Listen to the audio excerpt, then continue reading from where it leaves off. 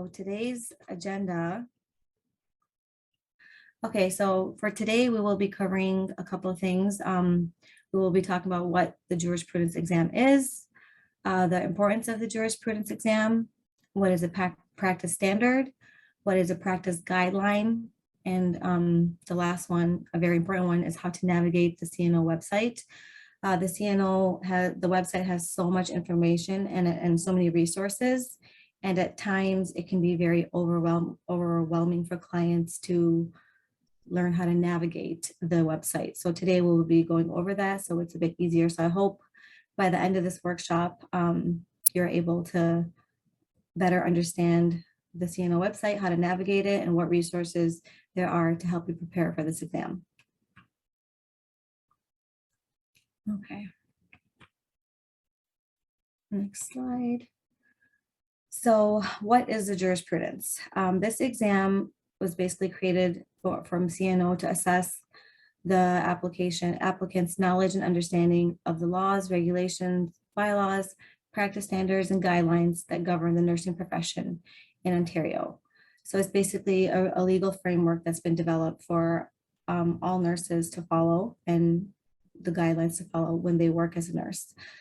These 5 areas are the areas that you will be tested on to see if you're competent in these areas. So number 1 is nursing regulation, 2 is scope of practice, 3 is professional responsibility and accountability, ethical practice, and the nurse-client relationship. Some questions in the chat. No, okay, no questions, just hellos. Okay, so moving forward. Why is a jurisprudence exam important? So, or what is a jurisprudence? Sorry, hold on one second. There you go. So this is important, like as I mentioned before, this is the practice standards and guidelines that the CNO has put together for all of us nurses to follow. So, and there's different areas that they assess, different areas of cognitive ability that the CNO will assess. It's the knowledge and comprehension of the nurses. So the ability to recall and understand the relevant content. So when you are reviewing this material, you want to make sure you understand, you know, what it is and how to use and apply that knowledge, which leads us to the second part, application. A lot of the times this will be done when you are working in the hospital setting or the community setting or the long-term care setting, but this is what you will use, the standards and guidelines. And if you have the knowledge and comprehension and you understand what you're reviewing, then you're able to apply that to any scenario when you are working. It also will test you on your critical thinking ability. This is the ability to apply the knowledge and comprehension in complex situations through analytical problem solving.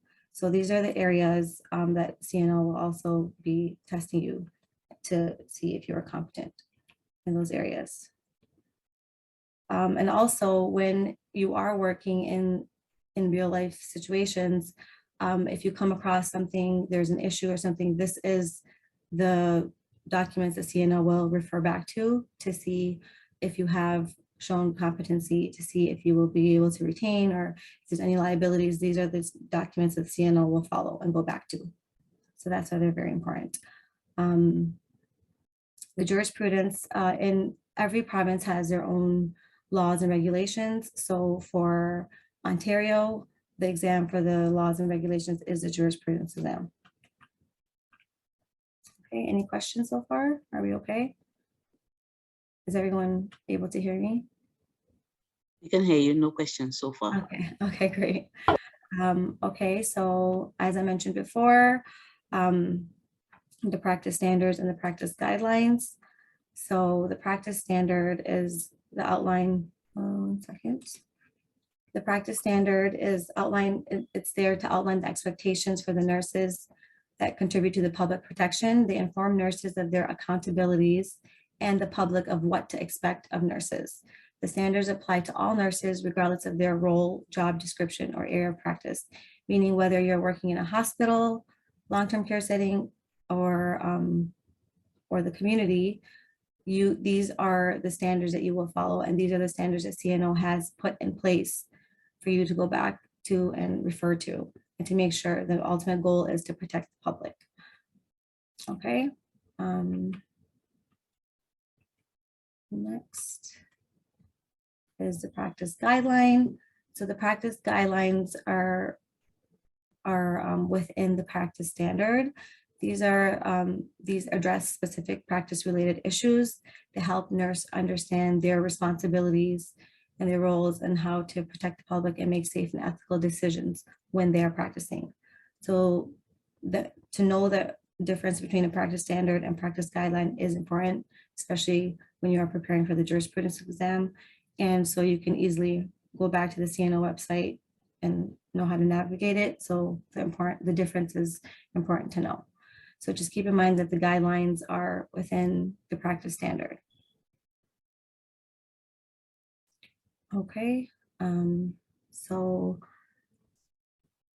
it would be good if everyone has a laptop that they can use, just so because we will be navigating through the CNO website and we will be doing sample questions later on. We'll be having breakout rooms. So I will be putting you into those breakout rooms and we will be doing some questions as a group and then come back and do them together. So if you can have that accessible, that would be great. Okay, so for now, I am going to just ask you a sample question, something simple as what is the CNO's mission? You can either raise your hand to answer the question, or you can put it in the chat box.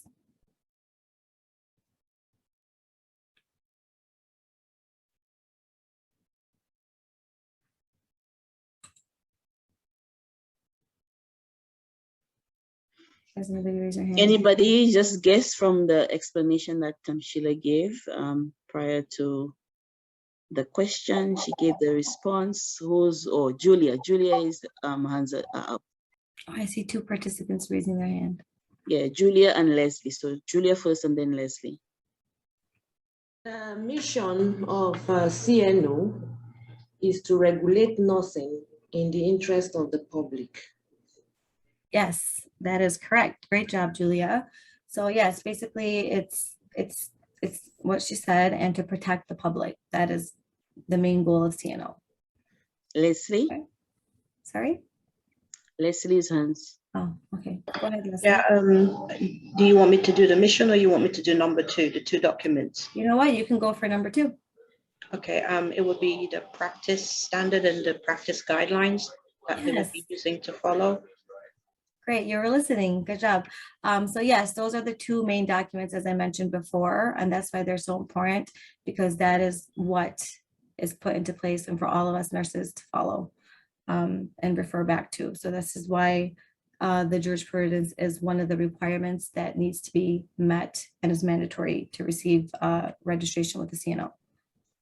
Okay, so I won't be doing question number 3. We are going to be going over a lot more questions later on, and one of them, I think this is one of them. So I just wanted to see if you guys are listening. Okay, so I'm going to stop sharing for now, and what I would like you to do is open up your the CNO website, log on to the CNO website if you can do that, and then I'm just going to show you how to navigate the website, which resources are available to help you prepare for the jurisprudence exam.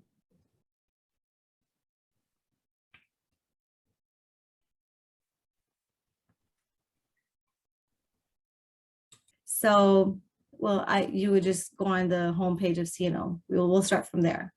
So open your internet browser and then click in. You can just type in cno.org. It'll come up. Or you can also Google CNO, and that way the link will come up as well, but it's cno.org. So we're going to start off with the homepage. Okay, and then from here, we're going to click on Standards and Learning.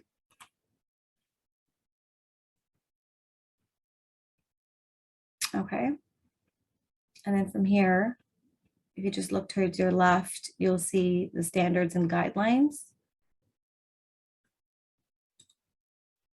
So I'm going to open that. Okay, so this is where this is the area of where you will find the standard and guidelines. Here's the definitions once again of practice standards and guidelines. So make sure you review that and you understand the difference, and that keep in mind that the guidelines are within the standards. The guidelines for us to follow are within the standards. Okay. So I'm just going to scroll down a little bit more where the actual standards start. Okay, so on the left, you'll see here are the standards: code of conduct, confidentiality and privacy, decisions about procedures and authority, documentation, ethics and medication, and it continues. Okay, and if you go lower, it's the guidelines, authorizing mechanisms, consent, and so forth. Okay, so I'm just going to quickly scroll back up. So what I want, before I open up any of these to kind of show you what's inside the practice standard, I want to focus on the resources that are provided on the right side. So over here, you see there's Ask Practice, there's some learning modules and webcasts. The main one that I wanted to focus on is the Ask Practice. So if you can just click on that, is there a specific topic that anyone is interested in to review, or can I just pick one? If anyone wants a specific topic, any specific standard, you can do that, or I will just pick. I don't see any hands. Okay, so we will do documentation. Oops. Somebody said ethics, sorry. Oh, Somebody ethics, said okay. ethics. Okay, so here's ethics. So on the left side, thank you, Alina. On the left side is the ethics. So as I mentioned, this is a standard. But before we open that, we're going to go on the right side to look at the resources. So if you click Ask Practice, this is a really good resource, and a lot of the times clients don't even know that we have it. So that's why I wanted to make sure I review it with you all. And if you have time, please do so, because this will be really beneficial in preparing for the jurisprudence exam. So over here, it's what the Ask Practice is. It features questions and answers about practice-related issues that nurses have in like real life scenarios. So like if a nurse has a question about a certain issue or something, they will ask the CNO, and then the CNO will publish it on their website, so it's available for everyone to see. So sometimes, you know, if you're stuck in a situation and you just think, okay, how would I navigate through this scenario, you can always try to come and look at your Ask Practice, and the question might already be there and with the answer. And if not, if it's something that's not there, then feel free to send it to CNO so they can add it to that, because I'm sure if you're not the only person thinking of those certain questions. Okay, so if you scroll down here, there's different areas. There's accountability, authorizing mechanisms, confidentiality and privacy, consent, controlled acts, decision about procedures. I know there's a lot of material, but like once you focus on the standards and go within that, then you're able to kind of, and when you have the practice questions, you're able to kind of see, okay, which standard can I go into first? So once you kind of get used to the material, you'll kind of learn how to navigate it better. So over here, I'm just going to click on consent and see. So here is a question. Okay. Okay, this is a long one. I'm going to try to pick something a little bit shorter. Okay, let's do documentation, okay? This is also a long one. So anyways, instead of reading it, what we can do is, if you would like to read it, we can go over this question. So somebody can read it, and then below is the answer. Would anybody like to read this question? I'll go ahead. So this is underneath electronic signature on the ethics, correct? Yes. Okay, so my facility just introduced an electronic order entry system So I'm guessing this is one of the documentation system that the facility brought forth. The system alerts me when an order is received for my client. How can I be sure that it was the physician who entered the order and not someone else using the physician's electronic signature? Okay, thank you, Nalina. So just below that, you will see the answer. If there's nobody, would anybody like to read the answer? If not, I can just read it. I'll go ahead. I'll Okay, go ahead. thank And you. I may give a little bit of explanation if you don't mind. So the information technology professionals who install and support your new system should be able to inform you about the security of the system and confirm whether only the authorized user has access to his or her electronic signature. If you are aware that an electronic signature is being used without authorization, report this to the contact person in your practice setting.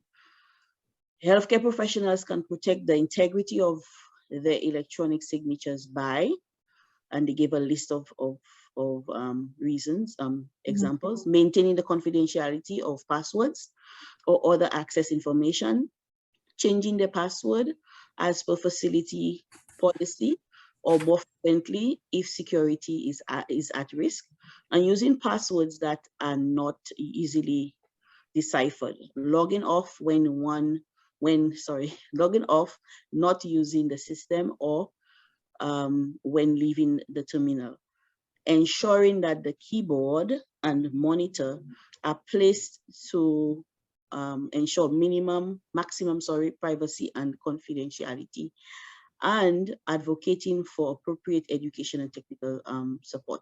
So I know some of you may be PSWs working in an institution where you have to document your client's information electronically. So basically, a lot of the systems that are within the different healthcare settings, you will have to use the computer to access your client's files. So this example is a wonderful example because privacy confidentiality is the responsibility of the individual who was given or who the work was delegated to you. So if you have 5 clients or 2 clients for the day, it's your responsibility to maintain that information, the client's privacy and confidentiality. So you do not share for any reason your login or password information to any other staff member except for yourself only.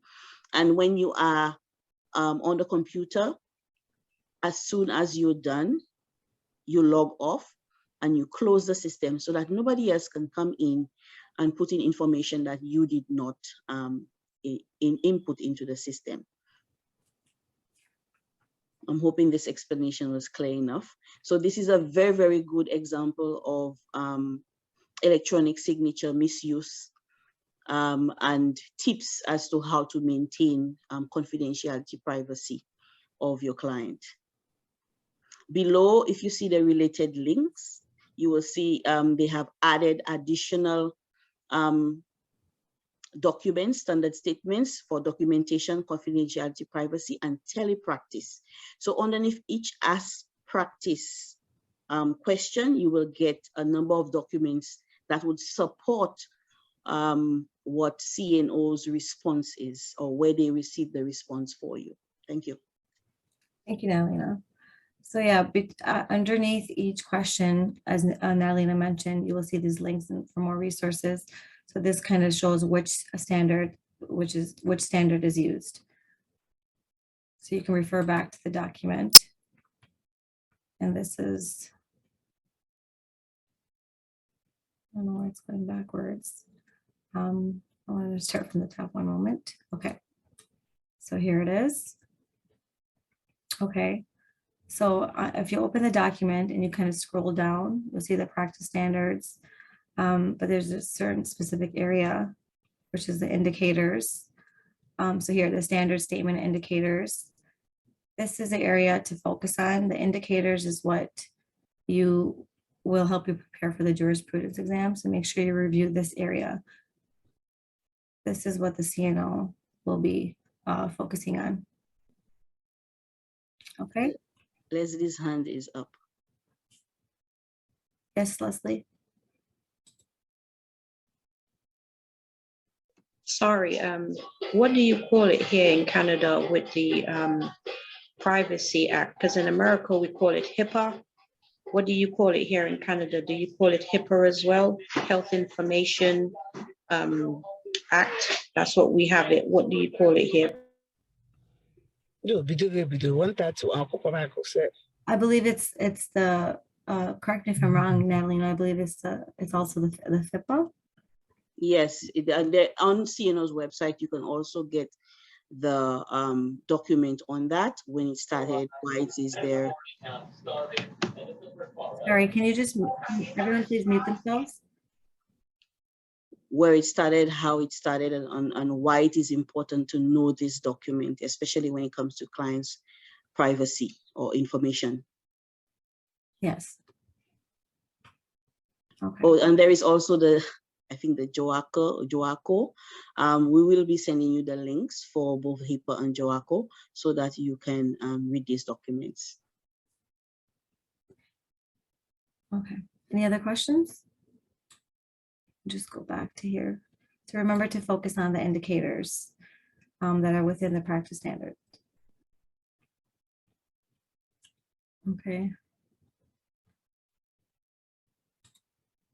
So now I just went back to the main screen where the practice standards are. So as I mentioned before, the practice standards are on the left side. On the right side are the resources.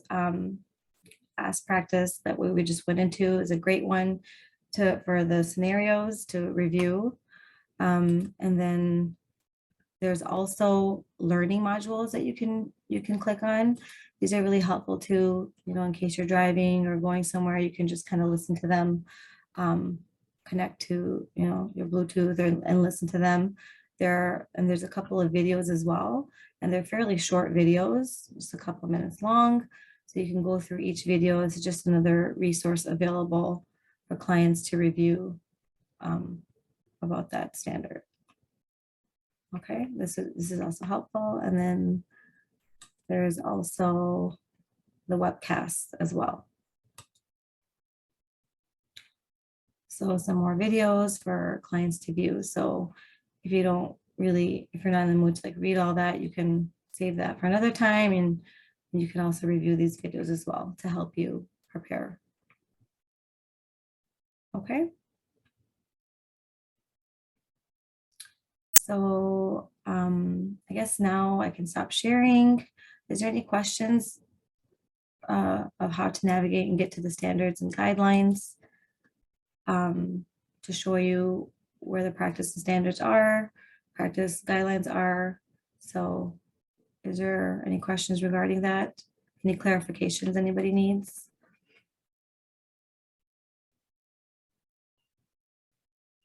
No, I don't see any hands up.